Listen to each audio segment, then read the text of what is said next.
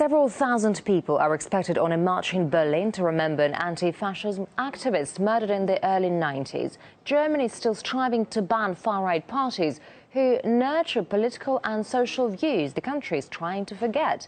Peter Oliver now reports.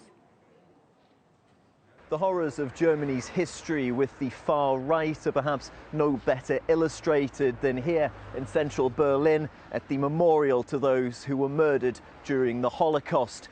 Later on Saturday, though, we're potentially going to see clashes between far-right neo-Nazis and anti-fascist groups, both here in Berlin and other cities perhaps around the country. Now, here in Berlin, it's taking part in the memorial to the murder of an anti-fascist activist who was stabbed to death in a Berlin metro station. Has resulted in clashes between the far right and the far left. Now, to find out a little bit more about the role of the far right and how they still exist here in modern Germany, I'm joined by Dr. Gideon Bosch. Thank you very much, a historian and political scientist. Now, we're stood next to the Holocaust Memorial. Perhaps there is no more poignant memorial to the horrors of Nazism. How much do these neo-Nazis, the dictatorship?